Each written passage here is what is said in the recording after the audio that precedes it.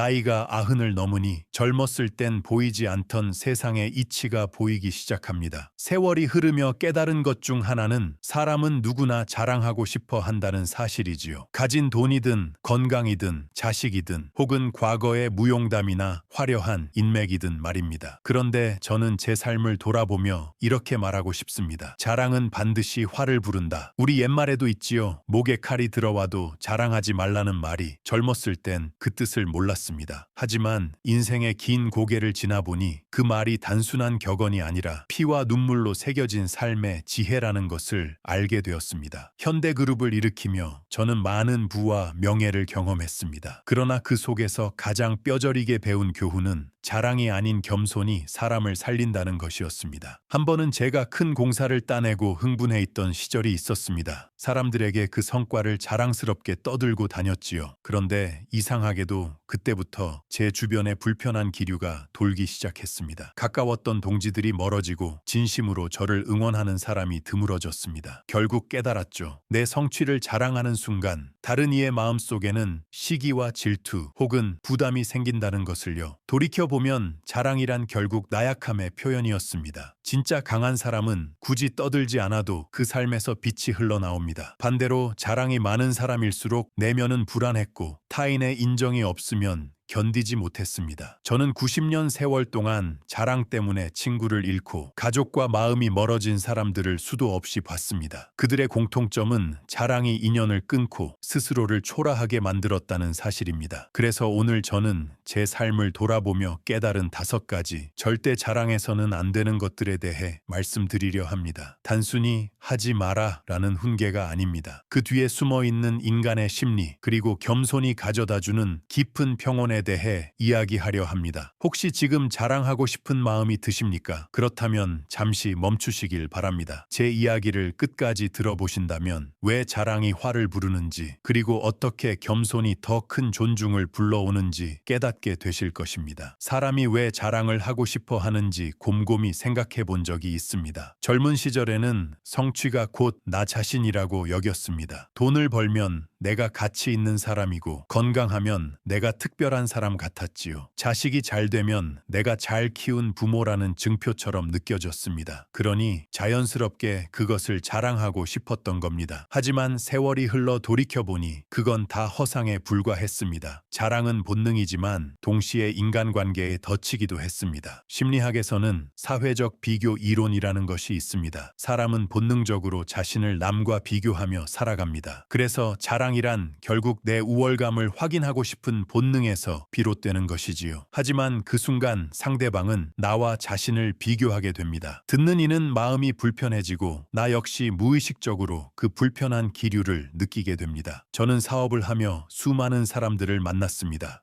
그중 겸손하게 말하는 사람은 시간이 지나도 존경을 받았지만 늘 자신을 과시하는 사람은 어느새 주변이 텅 비어 있었습니다. 자랑은 짧은 순간 달콤해 보이지만 결국 고립을 가져옵니다. 정주영으로 살아온 제 인생에서 저는 수없이 많은 벽에 부딪혔습니다. 그럴 때마다 시련은 있어도 실패는 없다라고 제 스스로 다짐했습니다. 그런데 그 다짐 속에는 중요한 전제가 하나 숨어 있습니다. 자랑은 시련을 이겨내는데 아무런 도움이 되지 않는다는 사실입니다. 오히려 자랑이 많을수록 시련 앞에서 쉽게 무너졌습니다. 남들에게 떠벌렸던 말이 발목을 잡고 과시했던 순간들이 부끄러운 굴레가 되어 나를 짓눌렀지요. 젊었을 때는 몰랐습니다. 자랑이 내 존재를 빛나게 한다고 믿었으니까요. 하지만 90해를 살아보니 이제는 분명히 말할 수 있습니다. 자랑은 나를 빛나게 하는 것이 아니라 내 불안을 감추려는 가면일 뿐입니다. 진정한 강함은 조용히 흘러갑니다. 물이 소리 없이 바위를 깎듯 겸손한 사람의 삶은 티 내지 않아도 세월이 증명합니다. 오늘 제가 전하고 싶은 이야기는 단순히 자랑하지 말라는 훈계가 아닙니다. 자랑의 본질을 이해하고 그 덫에서 벗어나야 인생의 후반부가 편안해진다는 겁니다. 이제부터는 그 구체적인 5가지를 하나씩 말씀드리겠습니다. 돈, 건강, 자식, 젊은 시절의 무용담, 그리고 인맥. 이 5가지는 자랑하는 순간 반드시 대가를 치르게 됩니다. 그리고 그 대가는 생각보다 무겁습니다. 돈은 참 묘한 성질을 가지고 있습니다. 많이 가지면 마음이 든든해지고 부족하면 불안해지지요. 그런데 더 무서운 건 돈 이야기를 꺼내는 순간 인간관계의 판이 달라진다는 겁니다. 저는 평생 평생 사업을 하며 수많은 돈을 굴려봤습니다. 큰 돈이 들어올 때마다 가슴이 벅찼고 젊었을 땐 그 기쁨을 주체하지 못하고 사람들에게 떠들고 다니기도 했습니다. 그런데 시간이 흐를수록 깨달았습니다. 돈을 자랑하는 순간 오히려 돈보다 더 소중한 사람들을 잃게 된다는 사실을요. 제 지인 중 한 명은 친구에게 사업 자금을 빌려주었다가 그 인연이 30년 넘게 끊겼습니다. 돈을 빌려달라는 부탁을 거절하면 원망을 사고 빌려줘도 돌려받지 못하는 경우가 허다합니다. 결국 돈은 남을 돕고 싶다는 선의조차도 무겁게 만들어버립니다. 저 역시 60대 시절 목돈을 모으고 괜스레 주변에 알렸다가 연락도 없던 사람들이 하나둘 찾아왔습니다. 처음에는 반가웠지만 시간이 지나니 알겠더군요. 그들은 제 사람됨이 아니라 제 지갑에 관심이 있었던 겁니다. 정주영으로 살아온 제 삶에서 돈은 단순한 숫자가 아니었습니다. 돈은 늘 저를 시험하는 거울이었습니다. 돈이 생겼을 때 그것을 자랑하는 사람은 결국 그 돈의 노예가 됩니다. 반대로 돈을 도구로 쓰는 사람은 돈의 주인이 되지요. 저는 돈을 벌 때마다 늘 제 자신에게 물었습니다. 이 돈이 나를 더 가볍게 하는가? 아니면 더 무겁게 하는가? 만약 무겁게 한다면 그건 이미 돈이 아니라 짐이었습니다. 돈 자랑은 또한 보이지 않는 칼날을 품고 있습니다. 아무리 친한 친구도 속으로는 질투와 시샘을 품을 수 있습니다. 사람 마음이란 것이 그렇습니다. 진심으로 내 행복을 기뻐해주는 사람은 많지 않습니다. 복권 당첨으로 큰 돈을 얻은 친구가 있었습니다. 그는 기쁨을 감추지 못하고 여기저기 떠들고 다녔지요. 그러나 몇 달이 지나자 그를 둘러싸던 친구들이 하나둘 사라졌습니다. 그들의 눈에는 더 이상 친구가 아니라 다른 세계 사람이 되어버린 겁니다. 돈이 많다고 자랑하는 순간 관계는 돈의 무게에 눌려버립니다. 진짜 친구가 사라지고 얄팍한 이해관계만 남습니다. 결국 돈은 남에게 보일 때가 아니라 조용히 나와 내 가족 그리고 필요할 때 사회를 위해 쓰일 때 가장 빛납니다. 그러니 돈을 자랑하는 대신 지갑을 닫고 마음을 열어야 합니다. 그게 돈과 사람을 함께 지키는 길입니다. 제가 살면서 가장 자주 본 장면 중 하나는 돈을 자랑하는 사람이 정작 돈을 오래 지키지 못한다는 것이었습니다. 반대로 겉으로는 검소하게 살며 돈 이야기를 아예 꺼내지 않는 사람이 오히려 속으로는 두둑한 지갑을 갖고 있더군요. 사람들은 흔히 부자는 화려하게 살아야 한다고 생각하지만 진짜 부자는 소리 없이 사는 법을 압니다. 왜냐고요? 자랑하는 순간 불필요한 시선과 위험이 따라오기 때문입니다. 저 역시 사업이 잘 될 때는 여러 차례 유혹을 받았습니다. 이만큼 벌었다 라며 자랑을 해보고 싶은 충동이 몰려왔지요. 그런데 그 순간마다 제 안에서 경고가 울렸습니다. 돈은 목적이 아니라 도구라는 사실을 잊지 말아야 한다는 겁니다. 돈은 사람을 살리고 길을 열어주고 다음 세대에 희망을 남기는 수단일 뿐이지 결코 나 자신을 드러내는 간판이 되어서는 안 됩니다. 제 경험상 진짜 부자일수록 검소했습니다. 큰 저택보다 소박한 집을 선호했고 값비싼 시계 대신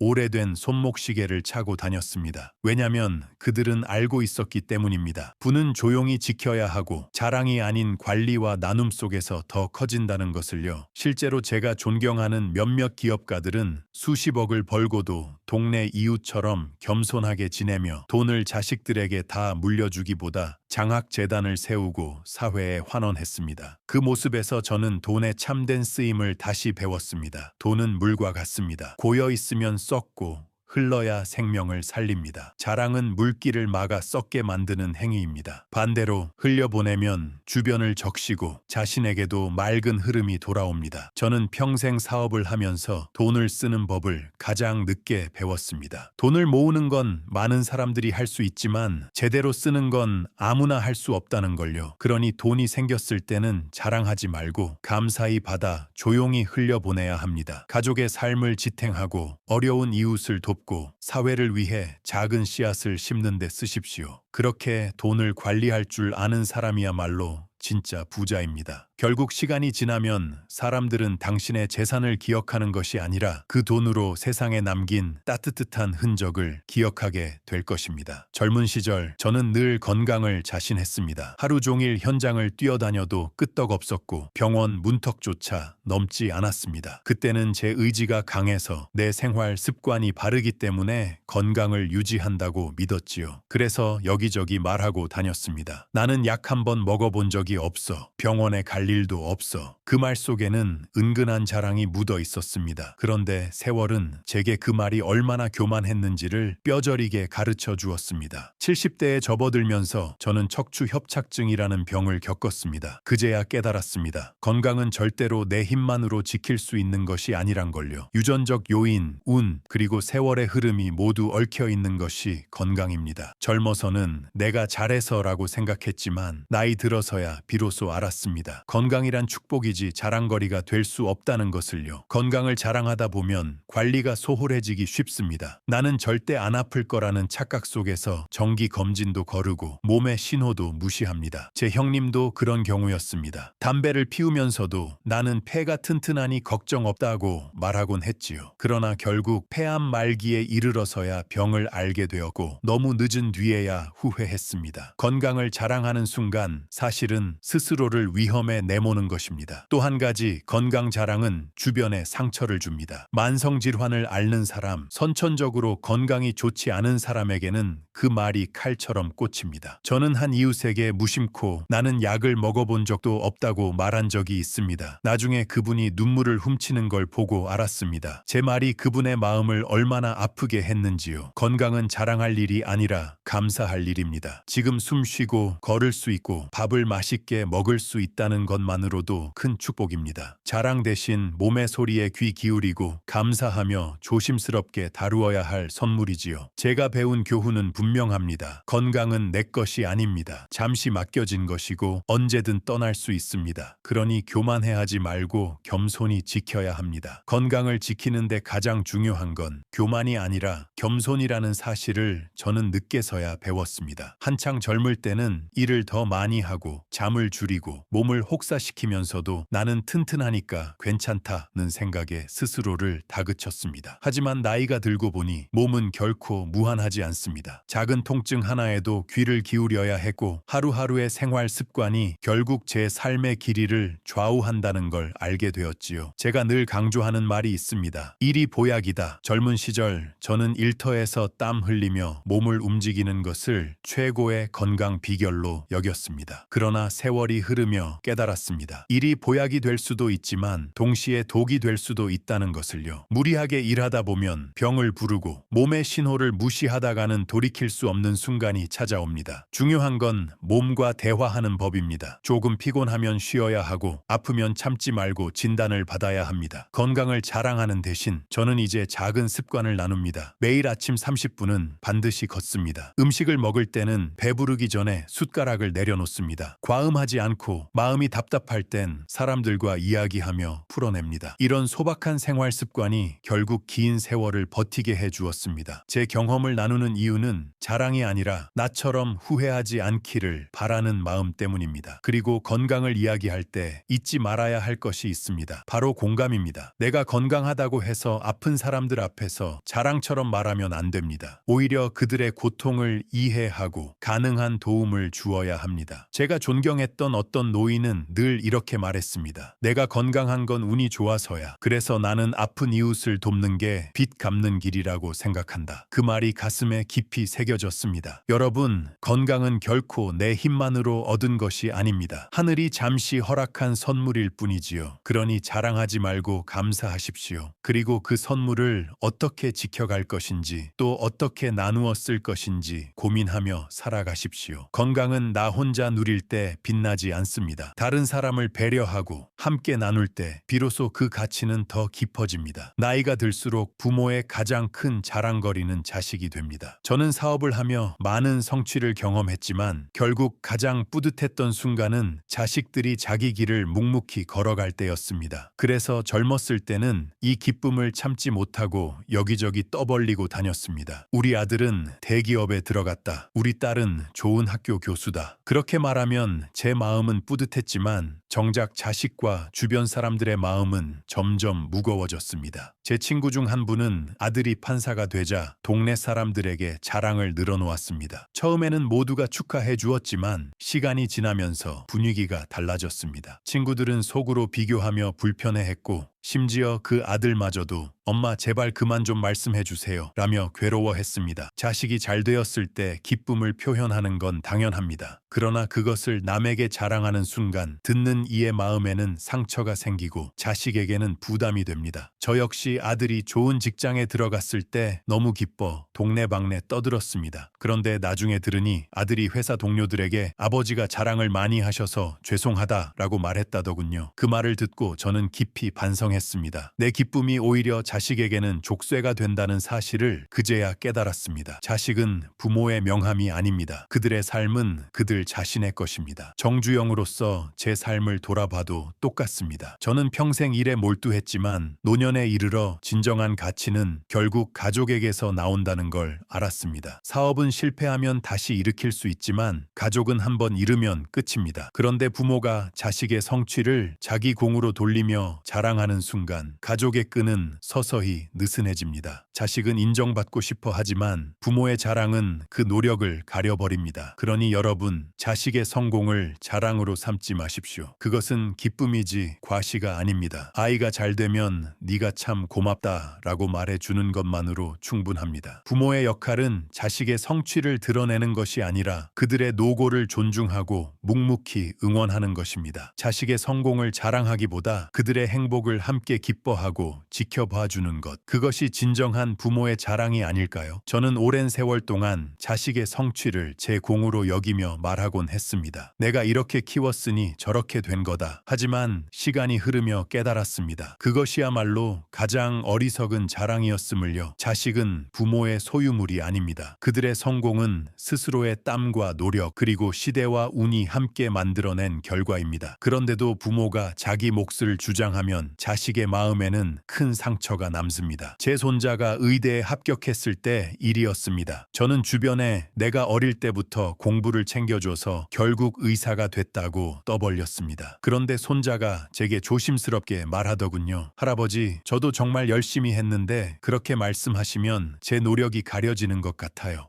그때 가슴이 철렁 내려앉았습니다. 자랑이라고 생각했던 말이 손자에게는 족쇄가 되고 심지어는 노력의 가치를 무너뜨린다는 걸 깨달은 순간이었습니다. 정주영으로서 제 삶을 돌아보면 결국 가장 귀한 건 가족과의 믿음이었습니다. 제가 살아온 길은 수많은 시련과 도전으로 가득했지만 언제나 다시 일어설 수 있었던 힘은 가족의 응원 덕분이었습니다. 그런데 만약 제가 그 가족을 내 자랑거리로만 삼았다면 그 힘은 오래가지 못했을 겁니다. 가족은 자랑의 도구가 아니라 서로의 안식처이자 버팀목입니다. 그래서 저는 자식이 잘 되었을 때 자랑 대신 이렇게 말하려 합니다. 네가 참 고맙다. 그 한마디에는 자식의 노고를 인정하고 부모로서의 감사가 담깁니다. 자식도 부모의 자랑거리가 되고 싶어 하지만 더 깊은 바람은 자기 노력을 존중받고 싶다는 데 있습니다. 부모가 고맙다라고 말해줄 때 자식은 부담이 아닌 힘을 얻게 됩니다. 여러분, 자식의 성공을 자랑하지 말고 감사하십시오. 자랑은 관계를 무겁게 만들지만 감사는 관계를 더 단단하게 만듭니다. 아이가 어떤 길을 가든 부모가 보여줄 수 있는 가장 큰 사랑은 자랑이 아니라 조용한 응원과 고마움의 표현입니다. 그때 비로소 가족은 서로에게 가장 든든한 울타리가 됩니다. 나이가 들면 누구나 과거 이야기를 자주 꺼냅니다. 저 역시 예외는 아니었습니다. 젊었을 때 얼마나 일을 잘했는지, 얼마나 강인했는지, 얼마나 도전적이었는지를 술자리나 가족 모임에서 곧잘 늘어놓곤 했습니다. 내가 젊었을 때는 말이야로 시작하는 이야기들은 제겐 뿌듯함이었지만 듣는 사람들에게는 그저 지루한 소음일 뿐이라는 걸 깨닫는 데는 오래 걸리지 않았습니다. 제가 손주들에게 젊은 시절의 무용담을 들려주던 일이 있었습니다. 사업 초기에 하루 20시간씩 일하며 밤을 지새웠던 이야기, 외국 바이어와 악착같이 협상하던 순간들을 열정적으로 말했지요. 그런데 손주들은 고개를 끄덕이면서도 눈빛은 이미 멀리 딴 데 가 있더군요. 나중에 손주가 친구에게 우리 할아버지는 옛날 이야기만 계속해 라고 말하는 걸 우연히 듣고 크게 충격을 받았습니다. 내가 즐겁게 떠든 이야기가 아이들에게는 과거에 갇힌 사람의 말로 들렸던 겁니다. 81세의 한 어르신은 이런 고백을 하셨습니다. 젊었을 때 싸움도 잘하고 여자들에게 인기 많았다고 자랑했는데 다들 흘려 듣더라고요. 나만 신나서 떠들고 있었던 거죠. 그 말씀은 제 삶에도 그대로 겹쳐졌습니다. 무용담이란 결국 말하는 사람만 즐겁습니다. 듣는 사람은 그래서 뭐가 달라지지? 라는 마음으로 멀어지기 쉽습니다. 정주영으로 살아온 제 삶에서도 깨달은 게 있습니다. 젊은 시절의 무용담은 그것이 현재와 이어지지 않으면 공허할 뿐이라는 겁니다. 그때 얼마나 힘들었는지, 얼마나 대단했는지를 아무리 떠들어도 지금 내가 어떻게 살아가고 있는지가 더 중요합니다. 현재가 텅 비어 있다면 과거 자랑은 오히려 지금의 나를 더 초라하게 만들 뿐이지요. 여러분, 젊은 시절의 무용담을 자랑 삼아 떠들지 마십시오. 그것은 듣는 이의 마음을 얻지 못하고 오히려 당신을 과거에만 머무는 사람으로 보이게 합니다. 우리가 진정으로 전해야 할 것은 화려한 과거가 아니라 그 속에서 길어올린 교훈과 지금의 삶에 세우며 있는 성찰입니다. 그렇지 않으면 무용담은 그저 공허한 메아리에 불과합니다. 젊은 시절의 이야기를 꼭 나누고 싶다면 자랑이 아니라 교훈으로 바꾸어야 합니다. 제가 수없이 실패를 겪으며 배운 게 바로 그것입니다. 젊었을 땐 실패조차도 포장해서 무용담처럼 떠들곤 했습니다. 내가 그때는 직원 수백 명을 거느렸지 라며 사업 규모를 강조했지만 듣는 이들에게는 아무런 울림이 없었습니다. 그러나 나중에 이야기를 이렇게 바꾸니 반응이 달라졌습니다. 그때 내가 깨달은 건 돈보다 사람이 더 중요하다는 거였다. 그러자 사람들은 고개를 끄덕이며 제 말을 곱씹더군요. 저는 늘 이렇게 생각합니다. 실패는 스승이다. 성공담보다 실패담 속에 담긴 교훈이 훨씬 깊습니다. 정주영으로서 제 삶을 돌이켜보면 저는 큰 사업을 여러 번 일으켰지만 그만큼 많은 좌절도 겪었습니다. 그런데 사람들은 제 성공보다 실패 속에서 배운 지혜에 더 귀를 기울였습니다. 왜냐하면 그것은 누구나 공감할 수 있기 때문입니다. 저의 한 지인은 젊었을 때 술을 많이 마셨다고 늘 자랑했습니다. 하루에 3병도 거뜬했다는 이야기를 반복했지요. 하지만 지금은 건강이 악화되어 술을 한 방울도 못 마십니다. 그의 무용담은 오히려 현재의 초라함을 더 드러내는 이야기가 되고 말았습니다. 반대로 제가 사업 실패를 이야기하면서 그때 내가 배운 건 신뢰를 잃으면 아무리 돈이 많아도 무너진다 라고 전했을 때 사람들은 제 과거를 자랑이 아니라 지혜로 받아들였습니다. 젊은 시절의 경험은 현재의 삶에 연결될 때 빛이 납니다. 그때는 이랬는데 지금은 이렇게 바뀌었다. 그때 배운 교훈이 지금도 내 삶을 지탱한다. 이렇게 말하면 듣는 사람은 단순히 과거가 아니라 현재와 이어진 깨달음을 얻습니다. 여러분, 무용담은 자랑이 아닙니다. 그것은 지혜를 나누는 통로여야 합니다. 말하는 이는 교훈을 건네고 듣는 이는 그 속에서 길을 찾을 수 있어야 합니다. 젊은 시절의 경험을 교훈으로 바꾸는 순간 과거는 빛바랜 추억이 아니라 현재를 밝히는 등불이 됩니다. 이것이 바로 무용담을 진짜 가치 있게 만드는 길입니다. 사람 나이 먹다 보면 누구를 알았는지 어떤 유명 인사와 어울렸는지 이야기하는 경우가 많습니다. 저 역시 한때는 그랬습니다. 사업을 하다 보면 정치인, 관료, 기업인 등 여러 사람을 만나게 되지요. 젊었을 땐 그 사실이 괜히 자랑스러워서 나는 누구누구와 잘 안다 라며 떠벌리고 다니기도 했습니다. 그때는 그것이 제 가치를 높여주는 줄 알았습니다. 하지만 세월이 흐르니 알겠더군요. 인맥을 자랑하는 건 결국 내 빛이 아닌 남의 빛을 빌려 내 얼굴을 비추는 것에 불과하다는 것을요. 90세 이순자 어르신이 이런 말씀을 하셨습니다. 내가 유명한 사람 많이 안다고 떠들고 다녔거든. 근데 정작 내가 힘들 때 아무도 없더라고. 결국 중요한 건 내가 어떤 사람인가더라. 이 말은 제 가슴에도 크게 와 닿았습니다. 인맥은 자랑할 때는 화려해 보이지만 막상 어려움이 닥치면 그 화려함은 신기루처럼 사라집니다. 결국 곁에 남는 건 이름 없는 평범한 이웃과 친구들이었지요. 정주영으로서 제 삶을 돌아보면 수많은 권력자와 유명인사들을 만났습니다. 그러나 진짜 제 삶을 지탱해 준 건 그 사람들이 아니었습니다. 공사 현장에서 땀 흘리던 이름 없는 노동자들, 고생을 함께한 직원들, 묵묵히 믿어준 가족이었습니다. 그들이야말로 제가 넘어졌을 때 손을 내밀어준 사람들이었고 제 인생의 진짜 인맥이었습니다. 인맥 자랑은 또 다른 부작용을 낳습니다. 오히려 가벼워 보인다는 점입니다. 사람들은 저 사람은 자기 힘으로는 내세울 게 없으니까 남의 남 이름을 빌려 자기를 드러내는구나 라고 속으로 생각하게 됩니다. 진정으로 당당한 사람은 인맥을 들먹이지 않습니다. 자신의 실력과 인품으로 사람들에게 인정받습니다. 여러분, 인맥은 자랑거리가 아닙니다. 남의 이름으로 내 가치를 높이려 하지 마십시오. 결국 남는 건 내가 어떤 사람인가, 내가 어떤 삶을 살았는가입니다. 인맥은 화려한 장식품일 뿐 내 존재를 대신해 주지 못합니다. 자랑 대신 스스로를 단단하게 세우는데 힘쓰십시오. 그것이 진짜 존경을 받는 길입니다. 저는 평생 수많은 사람을 만났습니다. 대통령부터 동네 구멍가게 주인까지 인연의 폭은 참 넓었습니다. 그러나 세월이 흐르고 제 삶의 황혼에 들어서니 진짜 인맥은 화려한 명함 속에서가 아니라 제 옆에 조용히 남아있는 사람들이라는 걸 깨달았습니다. 사업이 어려울 때, 병상에 누웠을 때 명함 한 장이 나를 구해준 적은 없었습니다. 대신 이웃이 가져다준 따뜻한 국 한 그릇, 오랜 친구가 건넨 짧은 위로의 한마디가 저를 다시 일으켜 세웠습니다. 정주영으로 살아온 제 경험을 나누자면 권력자와 유명인은 내 곁에 오래 머물지 않았습니다. 선거가 끝나면, 권력이 바뀌면 그들의 관심은 금세 다른 곳으로 향했습니다. 하지만 40년을 함께 일한 직원, 고향 친구, 가족은 변하지 않았습니다. 그들이야말로 제 인생의 가장 단단한 인맥이었습니다. 그 속에서 저는 한 가지 확실한 진리를 배웠습니다. 인맥은 이름이 아니라 진심으로 맺는 관계다. 저는 사람을 볼 때 늘 두 가지를 살폈습니다. 첫째, 어려움 앞에서 어떤 태도를 보이는가. 둘째, 작은 이익 앞에서도 진심을 지키는가. 결국 오래 남는 건 직위나 지위가 아니라 이런 인간성입니다. 사업 파트너를 고를 때도 저는 화려한 학력보다 성실한 태도를 더 믿었습니다. 그 덕분에 큰 위기를 넘긴 적도 많았습니다. 인맥을 자랑하는 대신 저는 이제 이렇게 말합니다. 내 곁에 평생을 함께한 한 사람의 친구가 수백 명의 유명인보다 더 값지다. 여러분도 돌아보시길 바랍니다. 진짜 내 사람은 누구입니까? 화려한 인맥이 아니라 힘들 때도 곁을 지켜주는 그 소박한 사람이 아닙니까? 결국 인생의 끝자리에 남는 건 이름이 아니라 마음입니다. 내가 어떤 삶을 살았는가, 내가 어떤 사람을 품었는가, 그것이 남아 내 삶을 증명합니다. 그러니 인맥을 자랑하기보다 내 곁에 소중한 사람을 지키고 더 깊은 관계를 가꾸어 가십시오. 그것이야말로 세월을 견디는 진짜 인맥입니다. 사람은 왜 자꾸 자랑을 하고 싶어 할까요? 저는 오래도록 이 물음을 제 자신에게 던졌습니다. 젊었을 땐 성취를 입에 올려야만 내가 존재감을 느끼는 것 같았고 남에게 인정을 받아야만 마음이 채워졌습니다. 그러나 나이를 먹고 보니 그것은 본능에 가까운 것이었습니다. 인간은 사회적 동물이라 늘 비교 속에서 살고 그 비교에서 우위를 확인할 때 잠시나마 안도감을 느끼지요. 심리학에서는 이를 사회적 비교 이론이라 부릅니다. 우리는 끊임없이 옆 사람을 보며 나를 측정합니다. 내 지갑이 두툼한지, 내 건강이 더 나은지, 내 자식이 더 잘 나가는지, 그리고 조금이라도 앞섰다고 느끼면 그것을 드러내고 싶어집니다. 그 순간의 달콤함은 마치 당분 같아서 짧게 기분을 높여주지만 오래가진 못합니다. 오히려 더 큰 허기를 불러옵니다. 그래서 자랑은 반복됩니다. 만족이 아니라 결핍을 키우기 때문입니다. 저 역시 젊은 시절에는 돈을 벌 때마다, 새로운 성취를 거둘 때마다 주체할 수 없는 충동에 시달렸습니다. 사람들에게 알리고 싶었고 인정받고 싶었습니다. 그런데 시간이 흐를수록 알게 되었습니다. 자랑이란 결국 나의 불안을 감추려는 가면이었다는 것을요. 내가 진짜로 단단했다면 굳이 떠들 필요가 없었을 것입니다. 정주영으로서 제 삶을 돌아보면 사업의 성패를 떠나 늘 제 안을 지탱해 준 건 자랑이 아니라 신념이었습니다. 시련은 있어도 실패는 없다는 믿음, 그리고 묵묵히 걸어가면 길이 열린다는 확신, 자랑이 아닌 신념이 사람을 붙잡아주는 버팀목이었습니다. 그래서 저는 이제 깨닫습니다. 자랑은 순간을 빛내지만 신념은 세월을 버팁니다. 여러분, 혹시 스스로를 자꾸 자랑하고 싶어지십니까? 그렇다면 그 마음속 깊은 곳에는 아직 채워지지 않은 불안이 자리하고 있을지 모릅니다. 자랑은 불안을 달래는 임시 방편일 뿐입니다. 진짜 평온은 겸손과 감사에서 비롯됩니다. 자랑의 본능을 이해해야만 그것을 넘어설 수 있습니다. 그리고 그때부터 비로소 인간관계는 가벼워지고 인생은 더 단단해집니다. 제가 평생 사람들을 만나며 관찰한 결과 조용히 사는 사람이 결국 더 깊은 존경을 받았습니다. 겉으로 화려한 말과 자랑으로 자신을 꾸미는 이는 순간적으로 주목을 받을 수는 있습니다. 그러나 시간이 지나면 그 화려함은 빛을 잃고 않고 오히려 사람들의 마음속에 피로와 거리를 남깁니다. 반대로 겸손한 사람은 처음엔 눈에 띄지 않지만 시간이 쌓일수록 신뢰가 쌓이고 존경이 깊어집니다. 동양 철학에서 노자는 도가도 비상도 다오 크 다오 페이창 다오라 했습니다. 참된 도는 말로 자랑할 수 있는 게 아니라는 뜻입니다. 공자 또한 군자는 말이 적고 행실이 크다고 했습니다. 겸손은 그저 미덕이 아니라 사람과 사람을 잇는 가장 단단한 다리입니다. 자랑은 다리를 끊고 겸손은 다리를 놓습니다. 저는 현대를 일으키는 과정에서 수많은 협상을 했습니다. 그 자리에서 상대방을 압도하려 자랑을 늘어놓는 사람은 결국 신뢰를 얻지 못했습니다. 그러나 묵묵히 자기 역할을 다하고 필요 이상으로 말하지 않는 이들은 시간이 흐를수록 귀하게 여겨졌습니다. 저 역시 나이가 들며 알게 되었습니다. 진짜 힘 있는 사람은 결코 소리를 높이지 않습니다. 큰 강이 소리 없이 흐르듯 겸손한 사람은 자신을 드러내지 않아도 그 영향력이 멀리 퍼져나갑니다. 심리학에서도 이를 설명합니다. 사람들은 과시적인 사람보다 겸손한 사람에게 더 큰 신뢰를 보냅니다. 왜냐하면 겸손한 사람은 안전하다고 느껴지기 때문입니다. 그 곁에 있으면은 내 마음이 위축되지 않고 오히려 따뜻하게 감싸지는 듯한 평온을 줍니다. 그래서 자연스럽게 존경심이 싹 트는 것입니다. 정주영으로 살아온 제 삶의 끝자락에서 깨닫는 건 이겁니다. 결국 존경은 내가 스스로 외쳐 얻는 것이 아닙니다. 그것은 타인의 마음속에서 자라나는 나무와 같습니다. 자랑으로는 그 씨앗을 심을 수 없습니다. 겸손으로만 가능합니다. 여러분, 조용히 사십시오. 말 대신 삶으로 보여주십시오. 그러면 시간이 흐르며 자연스럽게 존경은 따라옵니다. 그것이 제가 90해를 살며 배운 가장 분명한 진리 중 돈은 고이면 썩습니다. 물이 흐르지 않으면 악취가 나듯 돈도 움켜쥐고 있으면 결국 사람을 망치고 관계를 썩게 만듭니다. 저는 평생 돈과 씨름하며 살았습니다. 돈이 없을 때는 그것 때문에 눈물 흘렸고 돈이 많아졌을 때는 그것 때문에 잠을 이루지 못했습니다. 그런데 세월이 흐르며 가장 확실히 배운 건 돈은 쌓아두는 게 아니라 흘려보낼 때 진짜 힘을 발휘한다는 사실입니다. 젊은 시절 저는 번 돈을 모아 다시 투자하고 또 확장하는 데 온 힘을 쏟았습니다. 그러나 노년에 접어들며 깨달았습니다. 돈이란 나 혼자만 잘 먹고 잘 살라고 주어진 게 아니었습니다. 가족을 지키고 이웃을 돕고 다음 세대가 더 나은 길을 갈 수 있도록 돕는 데 쓰라고 주어진 도구였습니다. 제가 만든 장학재단을 통해 어려운 학생들이 공부를 이어가고 지원한 병원에서 수많은 환자가 치료를 받을 때 저는 비로소 돈이 제 진짜 가치를 드러낸다는 걸 느꼈습니다. 돈을 자랑하는 사람은 결국 돈의 노예가 됩니다. 그러나 돈을 다스리는 사람은 돈의 주인이 됩니다. 다스린다는 건 단순히 아껴 쓰는 게 아니라 필요할 때 과감히 쓰는 지혜를 말합니다. 가족이 필요할 때, 사회가 어려움에 빠졌을 때, 그리고 미래 세대가 기회를 필요로 할 때 돈을 흘려보내야 합니다. 그렇게 순환하는 돈은 다시 나에게 돌아옵니다. 그것은 단순한 경제 논리가 아니라 세월이 제게 가르쳐준 삶의 진리입니다. 정주영으로서 제가 강조하고 싶은 건 이것입니다. 돈은 목적이 아닙니다. 목적은 늘 사람입니다. 사람을 살리고 사람을 키우고 사람과 사람을 이어주는 데 쓰일 때 돈은 도구 이상의 가치를 갖습니다. 자랑은 돈을 막고 나눔은 돈을 흐르게 합니다. 그러니 돈을 통해 존경을 얻고 싶다면 자랑이 아니라 나눔을 선택하십시오. 여러분, 돈은 흘려보낼 때 산다는 말을 꼭 기억하십시오. 그 흐름 속에서 내 삶도 내 인간관계도 더 풍요로워집니다. 결국 돈은 내가 쥐고 있는 동안은 숫자일 뿐이지만 내가 흘려보낸 순간부터 누군가의 삶을 바꾸는 씨앗이 됩니다. 그 씨앗이 자라 숲이 될 때 당신의 인생 또한 빛나게 될 것입니다. 건강이란 젊었을 때는 무궁무진할 것처럼 느껴지지만 세월이 흐르면 그것이 얼마나 덧없고 소중한 선물인지 깨닫게 됩니다. 저는 평생 이를 보약 삼아 살아왔습니다. 일이 곧 건강이다 라는 말로 스스로를 다독이며 새벽부터 현장에 나가고 밤늦게까지 계획을 짜며 살았습니다. 그러나 어느 순간부터 몸이 보내는 작은 신호들을 무시하면 안 된다는 사실을 절실히 느꼈습니다. 사람들은 흔히 오래 살기 위해 더 많은 많은 보약을 찾고 더 특별한 방법을 원합니다. 하지만 제가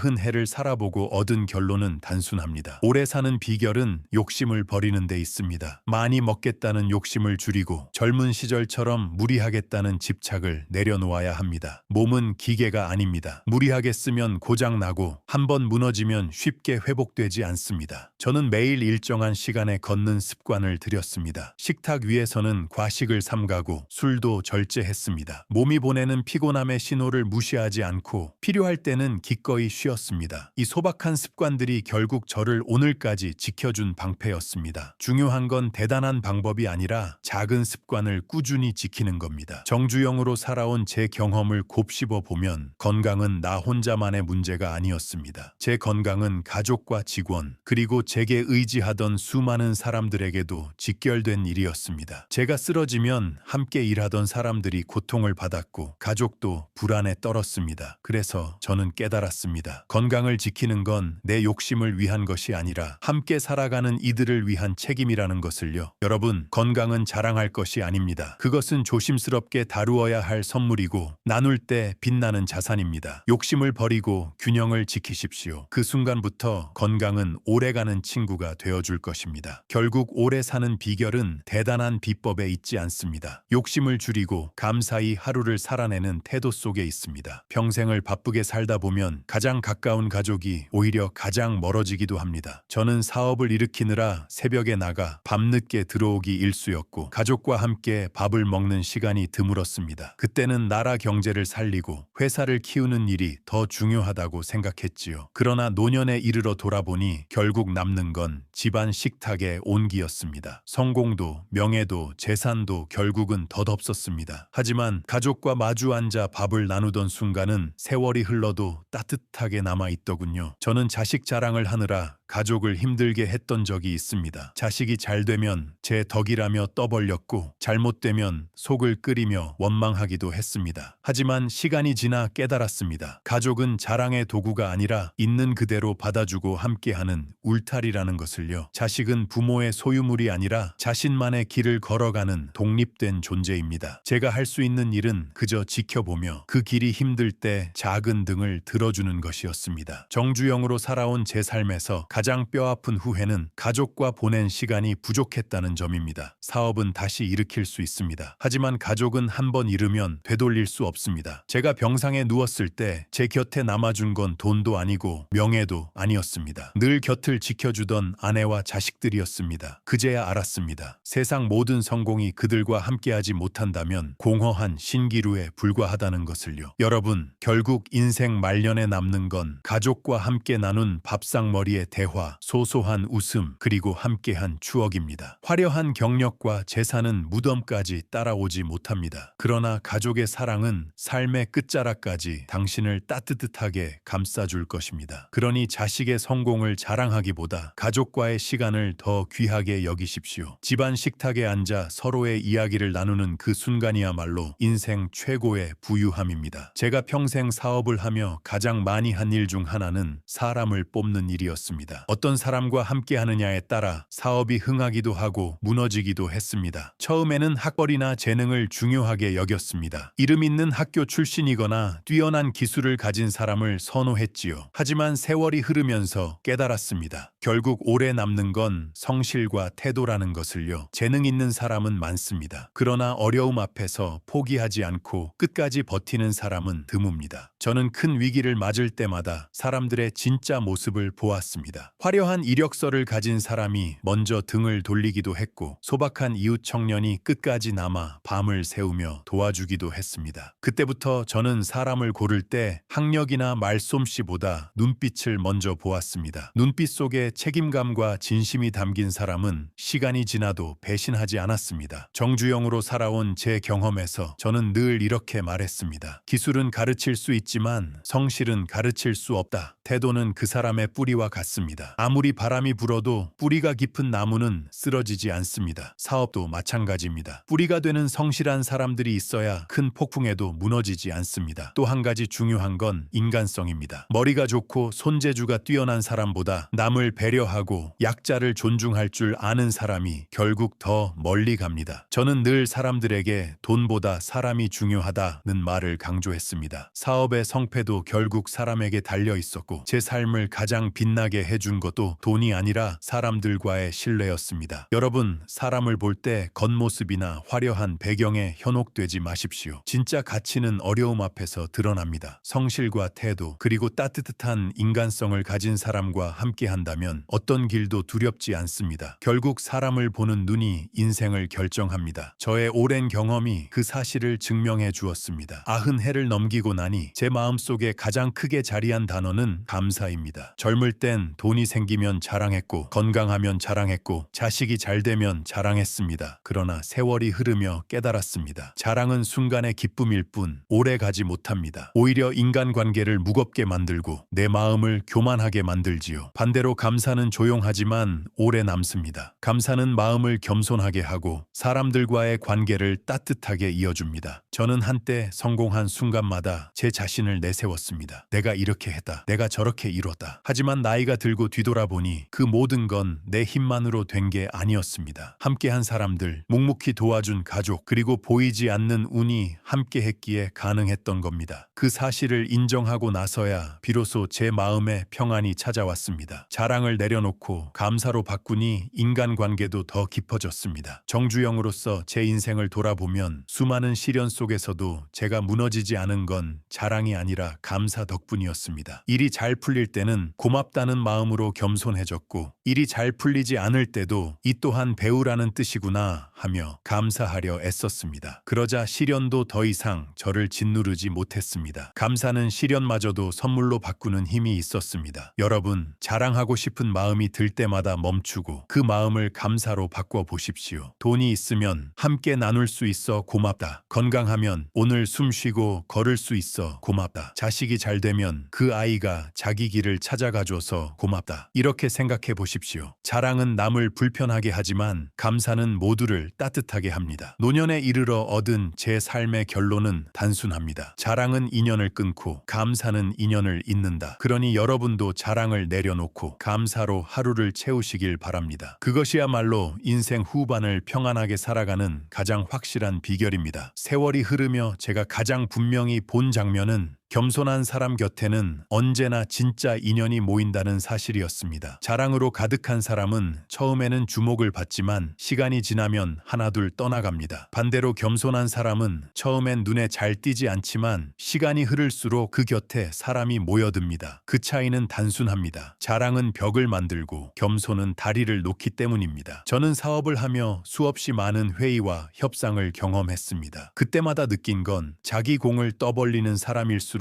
신뢰를 얻지 못한다는 것이었습니다. 반대로 성과가 있어도 덕분에 가능했다고 말하는 사람은 오히려 더 존경을 받았습니다. 사람들은 화려한 말보다 묵묵한 태도에서 더 큰 신뢰를 느낍니다. 결국 인간관계에서 중요한 건 내가 얼마나 드러났느냐가 아니라 내가 얼마나 다른 사람의 마음을 편안하게 했느냐입니다. 정주영으로 살아온 제 삶에서도 저를 끝까지 지탱해 준 건 돈이나 명예가 아니라 사람들과의 신뢰였습니다. 제가 어려움에 빠졌을 때 곁에 남은 이들은 제가 자랑으로 맺은 인연이 아니었습니다. 평소에 진심으로 대하며 겸손히 쌓아온 인연들이었습니다. 그들은 화려하지 않았지만 그 따뜻한 마음 덕분에 저는 다시 일어설 수 있었습니다. 겸손은 인간관계를 평온하게 합니다. 겸손한 사람은 남을 위축시키지 않고 오히려 마음을 열게 만듭니다. 그래서 대화가 길어지고 관계가 깊어집니다. 저는 오랜 세월 동안 조용한 사람일수록 결국 이긴다는 사실을 확인했습니다. 목소리를 높이지 않아도 자랑하지 않아도 그 삶에서 자연스레 빛이 흘러나오기 때문입니다. 여러분, 인간관계에서 진짜 힘을 원하십니까? 그렇다면 자랑을 버리고 겸손을 선택하십시오. 겸손은 사람들을 끌어당기는 자석과 같습니다. 결국 남는 건 화려한 말이 아니라 함께한 시간 속에서 쌓인 믿음과 존경입니다. 겸손한 자는 평온을 얻고 그 평온이 곧 인생의 가장 큰 부유함이 됩니다. 젊은 세대에게 꼭 전하고 싶은 말이 있습니다. 있습니다. 저는 90해를 살며 수많은 부와 명예 그리고 실패와 좌절을 겪었습니다. 그러나 마지막에 남은 건 자랑이 아니라 태도였습니다. 돈도 건강도 자식도 사람과의 인연도 결국 자랑으로 지켜지지 않았습니다. 그것들을 지켜낸 건 겸손과 감사 그리고 묵묵히 버티는 태도였습니다. 미래 세대는 저보다 훨씬 더 치열한 세상을 살아가야 할지도 모릅니다. 비교와 경쟁이 일상이 되고 성취를 드러내야 인정받는 세상일 수 있습니다. 하지만 꼭 기억하십시오. 자랑은 순간의 인정만을 가져올 뿐 오래 가지 않습니다. 반대로 겸손과 성실은 시간이 흐를수록 빛을 발합니다. 사람들은 화려한 자랑보다 진심 어린 태도와 꾸준함에 더 깊이 끌립니다. 정주영으로 살아온 제 경험에서 저는 이렇게 말하고 싶습니다. 돈은 흘려보내야 삽니다. 건강은 자랑이 아니라 관리하는 것입니다. 가족은 자랑거리가 아니라 지켜야 할 울타리입니다. 사람을 볼 때는 재능이 아니라 태도를 보아야 합니다. 이 네 가지를 마음에 새긴다면 여러분의 삶은 단단해질 것입니다. 저는 늘 시련은 있어도 실패는 없다라는 말을 가슴에 품고 살았습니다. 이 말은 젊은 세대에게도 똑같이 전하고 싶습니다. 넘어지더라도 그것을 자랑할 일이 아니라 배움의 기회로 삼으십시오. 그러면 어떤 길도 헛되지 않습니다. 자랑이 아닌 나눔으로, 비교가 아닌 감사로, 경쟁이 아닌 협력으로 살아간다면 여러분은 더 크게 성장할 수 있습니다. 여러분, 인생은 결국 자신이 어떤 태도로 살아왔는가로 평가받습니다. 미래 세대가 이 메시지를 마음에 새기고 겸손과 성실로 길을 걸어간다면 그 길은 반드시 열릴 것입니다. 자랑하지 않아도 빛나는 삶, 그것이 여러분이 후손들에게 남길 가장 큰 유산입니다. 오늘 저는 제 90하의 인생을 돌아보며 절대 자랑하지 말아야 할 5가지를 말씀드렸습니다. 돈, 건강, 자식, 젊은 시절의 무용담, 그리고 인맥. 이 5가지는 자랑하는 순간 반드시 화를 불러옵니다. 돈 자랑은 친구를 잃게 하고, 건강 자랑은 교만을 낳습니다. 자식 자랑은 가족을 힘들게 하고, 무용담은 현재를 초라하게 만들며, 인맥 자랑은 결국 아무 의미도 남기지 못합니다. 하지만 자랑을 멈추고 겸손을 택하면 삶은 달라집니다. 돈은 흘려보내며 사회와 가족을 살리고, 건강은 감사 속에 지켜지며, 자식은 자랑이 아니라 고마움의 대상으로 남습니다. 젊은 시절의 경험은 자랑이 아니라 지혜가 되어 후손들에게 전해지고, 인맥 대신 진심으로 맺은 내 사람이 마지막까지 곁을 지켜줍니다. 정주영으로서 제가 드리고 싶은 마지막 한마디는 이것입니다. 인생은 자랑으로 빛나는 것이 아니라 감사로 단단해지는 것입니다. 자랑은 순간의 불꽃처럼 화려할 수 있지만 금세 사라집니다. 그러나 감사는 은은한 등불처럼 평생을 밝혀줍니다. 그러니 여러분, 자랑하고 싶은 마음이 들 때마다 멈추고 이렇게 되뇌어 보십시오. 나는 지금 이 순간에 감사하다. 그 한마디가 여러분의 인생을 더욱 평온하게 만들 것입니다. 끝으로 부탁드립니다. 이 영상이 마음에 와 닿았다면 구독과 좋아요를 눌러주시고 알림 설정도 해주십시오. 그리고 댓글로 여러분의 경험을 나눠주세요. 혹시 자랑 때문에 후회한 일이 있으셨나요? 그 이야기를 함께 나눈다면 더 많은 분들에게 지혜가 될 것입니다. 또한 이 영상을 주변의 소중한 분들과 공유해 주세요. 작은 나눔이 한 사람의 인생을 바꿀 수도 있습니다. 흘러가는 물은 썩지 않는다. 사람도 멈추지 않고 흘러야 한다. 제가 평생 마음에 새겨온 말입니다. 여러분도 자랑이 아닌 감사와 겸손으로 흘러가십시오. 그러면 여러분의 삶은 더 단단해지고 더 존중받으며 더 사랑받게 될 것입니다.